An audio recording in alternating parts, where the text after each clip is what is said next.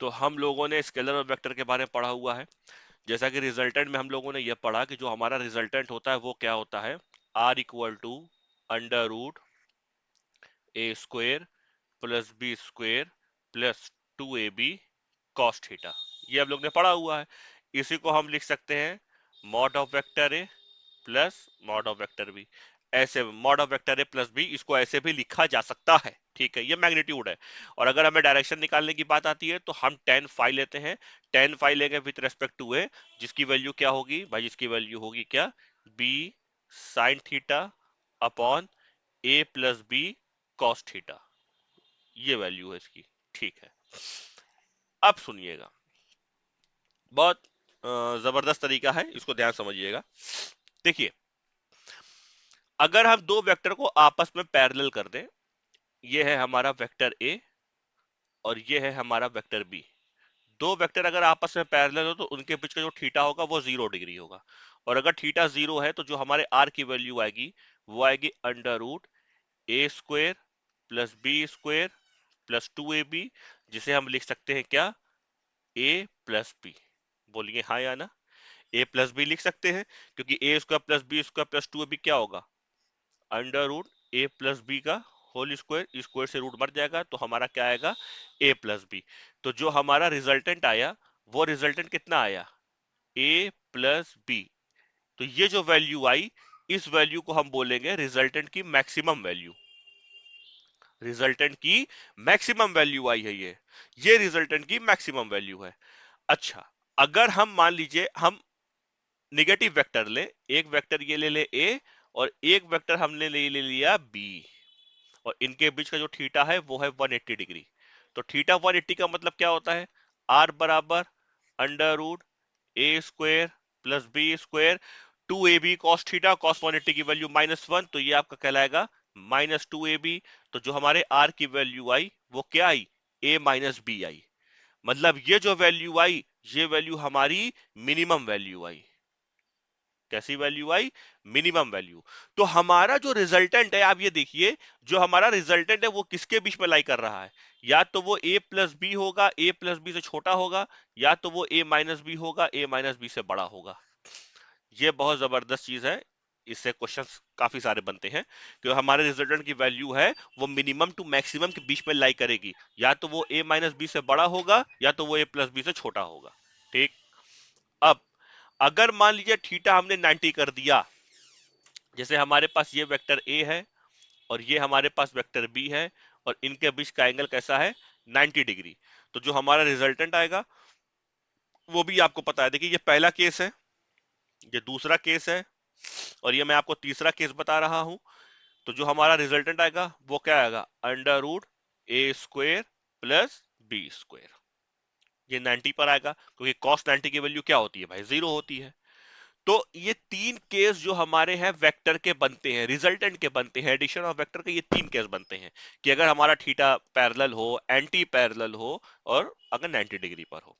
तो पैरेलल और anti parallel में आप ये समझ गए कि कहां वैल्यू मैक्सिमम होगी और कहां पर वैल्यू मिनिमम होगी, ठीक। चलिए, अब इसके बेस पे कुछ सवाल लगाते हैं हम लोग, आइए। तो चलिए, आइए इसके बेस पे कुछ सवाल करते हैं। पहला सवाल,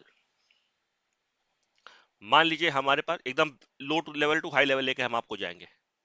मान लीजिए हमारे पास ये वेक्टर है 10 न्यूटन, और ये हमारे पास एक वेक्टर है 5 न्यूटन, और इनका जो एंगल दिया है वो एंगल दिया 53 डिग्री। मैंने कहा रिजल्टेंट बताइए। तो आपको एकदम मालूम है, मान लीजिए ये हमारा बी वेक्टर है, ये हमारा ए वेक्टर है। तो हमने क्या बोला, रिजल्टेंट निकालना है। रिजल्टेंट क्या होता है सर, रिजल्टेंट होता है under root A square plus B square plus 2ab cos theta. तो आर की वैल्यू जो हमारी आएगी वो सर कितनी आएगी, सर ए की जगह हो जाएगा 100, बी की जगह हो जाएगा 25 plus 2 into 10 into 5 into cos 53। Cos 53 की वैल्यू 3/5 होती है, ये बात याद रखिएगा।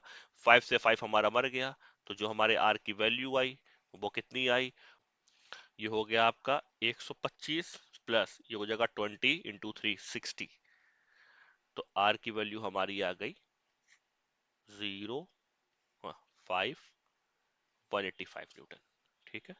ये हमारा आर आ गया। तो ये हमारा आ गया रिजल्टेंट 185। सिंपल सिंपल है, सिंपल सिंपल है। 185 हमारा आ गया एकदम simple simple. A square plus B square plus 2ab cos theta, हमें सिंपल सिंपल लगाना था। अगर मान लीजिए हमने एक छोटा सवाल और दे दिया कि सर दोनों फोर्स का जो मैग्नीट्यूड है वो मैं सेम, मान लीजिए दो फोर्स है, दोनों फोर्स, मान लीजिए दूसरा सवाल है, मान लीजिए दो फोर्स है, दोनों फोर्स का मैग्नीट्यूड हमने सेम रखा है। मान लीजिए यहाँ फोर्स है 10 न्यूटन, और यहाँ पे भी ऐसे एक फोर्स लग रहा है, वो फोर्स लग रहा है 10 न्यूटन। ठीक। और इनके बीच का ये जो एंगल है, ये एंगल हम दे रहे हैं आपको 120 डिग्री। हमने कहा रिजल्टेंट बताइए, तो भाई रिजल्टेंट जो है इनके बीच में ही कुछ आएगा, यही तो रिजल्टेंट आएगा, ये रिजल्टेंट आएगा। ठीक। रिजल्टेंट आपको पता है क्या होता है? सर रिजल्टेंट होता है under root A square plus B square plus 2 into 10 into cos 120। Cos 120 की वैल्यू क्या होती है? -1/2। 2 से 2 मर गया, तो आर की वैल्यू कितनी आई? सर आर की वैल्यू आई, ये 10 इंटू 10, 10 का स्क्वायर ये, और ये कैंसिल, 10 का स्क्वायर मतलब ये हुआ 100, तो आर की वैल्यू कितनी है? 10 न्यूटन। ये हमारा रिजल्टेंट आ गया। अच्छा, अगर मान लीजिए उसने पूछा इसकी डायरेक्शन बताइए, डायरेक्शन मतलब फाई, तो हम क्या कहते हैं? फाई किसके रेस्पेक्ट में लेते हैं? फाई विद रेस्पेक्ट टू ए। ये फाई लेना हमको, दिस इज फाई। ये रिजल्टेंट आर है, और ये फाई विद रेस्पेक्ट टू ए। तो टेन फाई क्या होता है? टेन फाई होता है बी साइन थीटा, मतलब 10 इंटू साइन 120 अपॉन ए plus B cos theta, 10 + 10 cos 120। ठीक। ये साइन 120 की वैल्यू होती है √3/2। ठीक है, तो इसको सॉल्व करेंगे, 10 इंटू √3/2 अपॉन 10 + 10 इंटू -1/2। तो 2 5 * 10, 2 5 * 10, या 5√3/15, हाँ सॉरी, 5√3/-5। ठीक, ये कैसे? √3। 10 फाइव की वैल्यू कितनी आई? √3 आई। और 10 फाइव की वैल्यू अगर √3 आए तो कितना होता है? 5 होता है 60 डिग्री। तो 5 हमारा कितना आया? 60 डिग्री। और आप ये भी देखिए कि दोनों फोर्स का मैग्नीट्यूड अगर सेम है, तो अगर एंगल 120 है तो उसकी जो डायरेक्शन लगेगी वो उसके हाफ के इक्वल आएगी, 60 डिग्री के इक्वल। ऐसा ही बोल सकते हैं। तो देखिए, ये हमारे पास एक फोर्स इधर लग रहा है F, और दूसरा ये फोर्स इधर लग रहा है F, और ये वाला एंगल जो है ये एंगल है थीटा। हमें क्या निकालना है? रिजल्टेंट निकालना है। तो ऐसे लिख सकते हैं, रिजल्टेंट क्या होगा? सर रिजल्टेंट होगा अंडर रूट, ये नहीं लगाना, मैग्नीट्यूड निकालना है। Under root A² plus B square plus 2ab cos theta.